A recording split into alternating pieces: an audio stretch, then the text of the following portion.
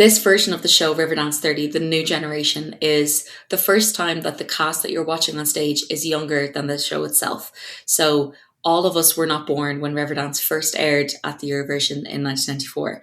This is fantastic because it brings to the stage a new energy of people who, like many of them, their parents were in the show, or they have only known life with Riverdance and with the legacy that was created for 30 years. So we feel a responsibility to uplift it and to keep the tradition alive and to inspire the next generation.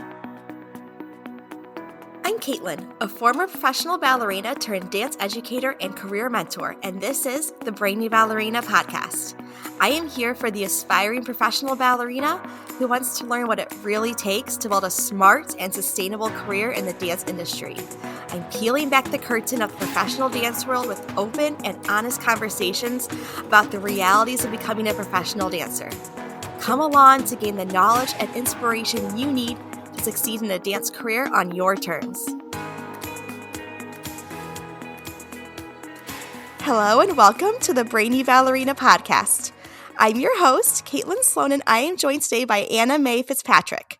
Anna is a principal dancer with Riverdance, and I am local to Madison, Wisconsin. We are thrilled to have Riverdance touring to the Overture Center Tuesday, April 14th through Thursday, April 16th, and I'm super honored to partner with the Overture Center to share this interview to help audiences learn more about Riverdance and about Anna before heading to the show. So Anna, I always love to hear from my guests how your dance journey started, and I'd love to know, why did you take your very first dance class? Well, thank you so much for having me, Caitlin. It's an honor to be here. I also love the name of your podcast. I think it's so cool, so unique. Thank you. I started dancing at the age of 4 and alongside my brother competed for 16 years. Fell in love with it, fell in love with the sport, the mixture of sport and art. And then when I just turned 18, I really started to think about Riverdance. My brother joined the show before I did, and I was very fortunate that our associate director reached out to me and asked if I'd ever be interested in touring. And the same day that he reached out, I had an audition. So I remember rushing home in rush hour traffic in the middle of Dublin to get black shoes, or to get my dancing shoes, to get black neutrals to wear. And shortly after that brief audition, I got my first tour, and I've been here ever since. I've been touring with my brother now for almost 9 years. So it's been one hell of a ride. Wow.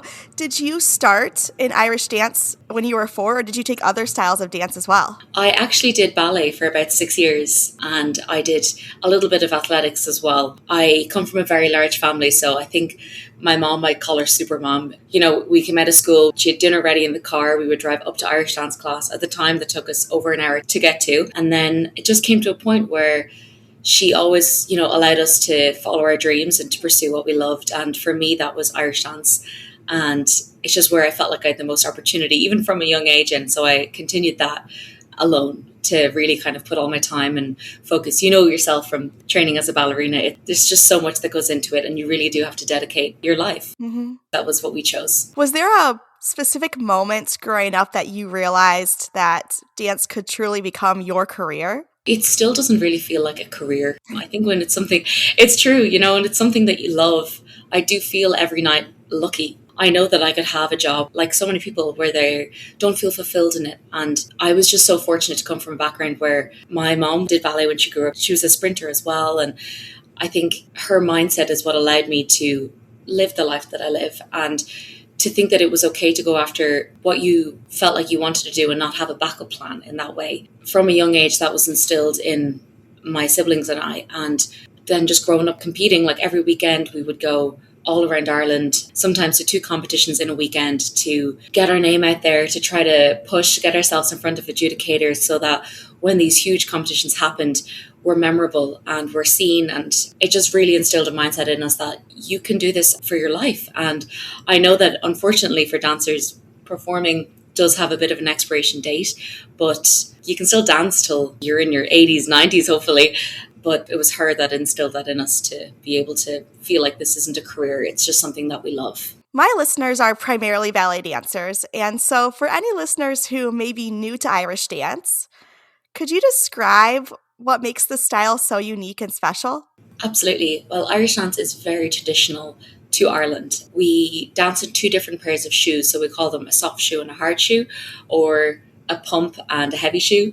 The soft shoe is soft leather. You know, a ballet shoe without the wood on the bottom. It's that kind of, it's leather, but that's same, it fits in the top of your foot, almost like a glove. And then over time through dancing, it molds into your foot. It gets used to the shape of your foot. And that's what we do all of our light dancing in.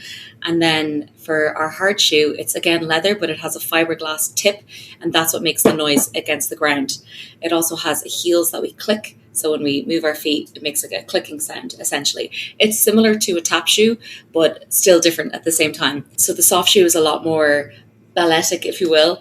It's more graceful. It also can be very dynamic depending on the dance that you're doing. So if you're doing a slip jig, it's more about grace and elegance. And then if you're doing a reel, the movements have to be sharper and more linear. And then again, this all changes in competitive dance and performance and in professional dance. So in professional dance, we get to use our arms, use more of our body. Whereas in traditional Irish dance, we keep our hands by our side and keep our upper body really from the waist up, shouldn't move. And then in the hard shoe, we obviously make a lot more rhythmic beats. It's fast paced in the footwork. We do heavy jigs, hornpipes, and then a lot of set dances as well. So there's a variety of dances that you choose to dance from at a competition, and then when you join a show you will just learn the choreography in the show, and that's what you will dance every night. And that varies again, it all varies. When you do the lead performance, you have a little bit more leeway there where you can bring some of your own originality into the choreography, which is so fun. But that's a little bit of the basic. We also have Ceilidh dances where you do group numbers, and that's very traditional, 4 facing 4, 2 facing 2, and that's what you might see at the likes of Gaeltachts or other dances in Irish places abroad. Did you find it challenging when you went from a student to professional to start incorporating the arms after not really being able to do that for so long? Absolutely, yes. I felt like a beginner again, which is amazing. Love to feel like a beginner again. You learn for so long in competition to stand out. You could be in a competition with 100 other dancers and your teachers are there to make you. Then when you join a professional show, you almost have to unlearn those things and learn how to be part of a team again, which is why Ceilidh dancing really helps, because you're in that team beforehand. So in Riverdance, when you're part of the team, you don't really use your hands that much, maybe a little bit, but when you transition into the lead role, I felt like a beginner again. I took some ballet classes to learn about, movements of the arms to try and make them graceful, and it's muscles I had to use but that I haven't used in a long time, and that took a lot of years of really getting comfortable with it and portraying the character in Riverdance to the best of my ability.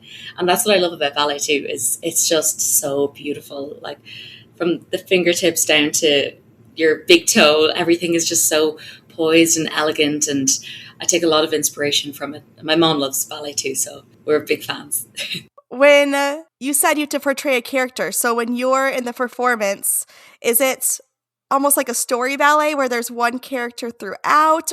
Yes, so in Riverdance, the female lead is Countess Kathleen, and she stays in that role throughout the show. It's really beautiful. The story of Riverdance is all about dance inclusivity. There's other genres in Riverdance. There's the American tap dancers, the Spanish flamenco, Eastern European folk dancers, the 4-piece band, and then there's all of the Irish dancers. They're not all from Ireland, they're from Australia, the UK, America, Canada, and then of course Ireland. But what makes the story so beautiful is about the unity of dance. And although we come from all these different backgrounds, at the end we're all, one. And the story of human emotion, we see like the elements of water and fire and ice portrayed in some of the numbers, like Fire Dance, which is the troupe boys against the flamenco Spanish dancer. And there's this beautiful story and this nuance of fire and ice. It relates to different human emotions being brought at the end. As an audience member, everybody connects with the shared experience of being human. So what's so beautiful about the story is that there's so many different contrasts, from the American tap dancers to the uilleann pipe player playing Cuchulainn, mourning the death of Cuchulainn. So there's something in there for everybody that resonates with them because of human emotion. And I think that's 30 years later why it still resonates with audience members and why people still buy tickets. You've had this experience that you mentioned of really getting to dance and tour with your brother. What has that been like professionally and personally to get to work with family? It's so brilliant. This is quite a unique career, as you know, and just to get to share that with family makes it even better. We're both very grateful. We know that we're lucky, say, when we're going through an 8-hour travel day, or if one of us is just having a day, we can rely on each other. We have that built-in support system from the get-go, which we're very lucky to have. It's great too, because even though we've been doing this for so long together, we both have our own journey within the show, and I get to pull from his experience, he gets to pull from mine. So we still get to give each other unique advice and, be able to see something that maybe the other person isn't seeing, and just know how to uplift each other. He really is my best friend, and I love getting to share with my family the experience that we have together, because it's very special. Can you tell us about your promotion to principal dancer? How did you find out you were promoted, and what was that experience like for you? Absolutely. I was actually in a show called Heartbeat of Home, which is a sister show of Riverdance. And we were on the West End in the London Piccadilly Theatre.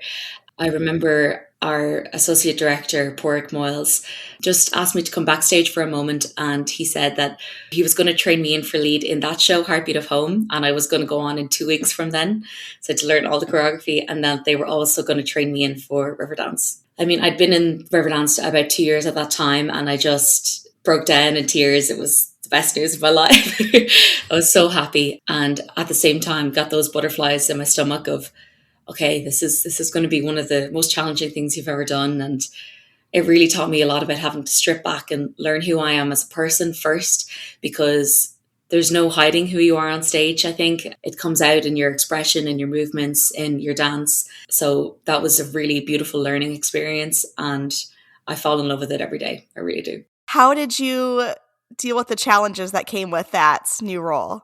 I think I had to overcome self-doubt. I think I had to learn how to grow in confidence, learn how to back myself. Performing for me has always been okay to a point where I used to say, you could put me in front of X amount of people and I'll be fine, but give me your microphone to speak, and I'll, be so scared. But I think when I got the lead role, it did feel a little bit like that. Like, I need to figure out how to portray this character and also add my own to it. You learn from the people that have gone before you. I had so many inspirations that were in the show at the time that I looked up to. And I think one of the biggest challenges was, how do I bring myself to this, learning from them, gaining the experience I have from watching them, but also maintaining true to who I am. And that was the best part of growing into the character. Let's pause this episode so I can tell you about one of my favorite new resources for dancers, the Chronicle Studio app. Chronicle Studio is designed to strengthen dancers from the inside out with classical ballet classes you can take from anywhere, technique tutorials, and deep dives into Allegro vocabulary and execution. The app also includes a tips and tricks section, plus a comprehensive list of resources to help you grow as a dancer.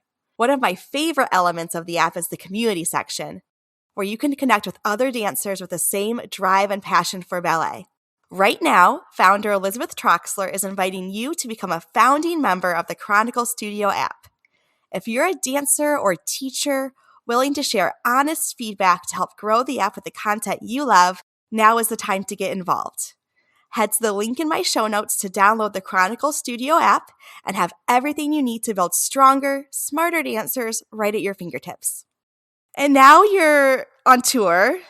As a member of a touring company, what advice do you have for dancers on how to survive or even thrive when they're touring? I think for dancers that maybe haven't joined a show yet, try to get as much show experience as possible. I always say this to younger Irish dancers because, it's not for everybody. Just because you love the sport doesn't mean you'll love it professionally. If you can, try to get as much experience and see if this is the kind of lifestyle you want to live. If you enjoy being part of a team 24/7, because, you do travel with people all the time. You're essentially living with them, being on the road, being away from family. That is the first thing I would say. Also, not being afraid to ask for help. I have students that reach out to me that I've worked with before, asking for, how do I get my foot in the door? How do I audition? How do I keep my name on people's minds and in our offices and stuff? And I think just really by pushing yourself, not being afraid to put yourself out there, not being afraid to show, this is what I want, this is what I'm willing to work for, that goes a long way. I fear that sometimes people are almost afraid being seen to do that. And that's not a fear we should have. We should be okay with saying, I want to do this. I want this to be my career. I just push people to do that because I think that it's important if you want to be seen, if you want to be taken seriously, and just, have fun, because at the end of the day, it's an art that people come for a release of their daily lives. It's for them to escape and to have 2 hours of joy or inspiration or to get motivated. And I just think that that's what you're bringing to people's lives. So if you love it and if you're true about wanting to instill that in people, then you just enjoy it and have fun. It's not that deep. Do you have a favorite place that you've gotten to go on tour to? I've been fortunate that there's been so many. I loved Japan. We went there in 2025 and I had never been there before. And we toured China a lot. So just to get to, see some of the Asian culture and their food and their lifestyle, it's so beautiful. So then getting to go to Japan was absolutely incredible. The theater was amazing. Everywhere we get to go, I absolutely love touring the States. I think that some of the best audiences in the world. Everyone is so excited. I love when I get to see dancers backstage or at the stage door when we come out. And some of them have attended our summer school, which is a program that we run to basically, what I was saying earlier, help people learn the choreography from the show and see if tour is something that they would like. And for them to get to see then some of us perform from people they've learned from during the summer is really rewarding and fulfilling. So yeah, everywhere we get to go is great. Do you have any pre-show rituals that you do before you go on stage? I try not to because I don't want to be superstitious. But me and my brother always give each other a low five instead of a high five. So that's one. And then I sometimes I kiss my fingers and then touch the floor and then bless myself. It's it's a funny ritual I have. I don't know. I think I just want to touch the stage I'm about to go on. What about you? Did you have any? Mine is very weird. My mom, when I was growing up, when I was performing as a student, she'd always buy me Smart Water for performances. I think she just happened to buy it, but then she just kept buying it for me, and then I'd always have to go get myself Smart Water before. That's so funny. You're I need Smart Water. yeah. And it didn't really necessarily make a difference. Water is water, but it was just a reminder of my mom kind of being there, and she'd always supported me so much growing up in my dance career, so still having that little reminder of her was really special.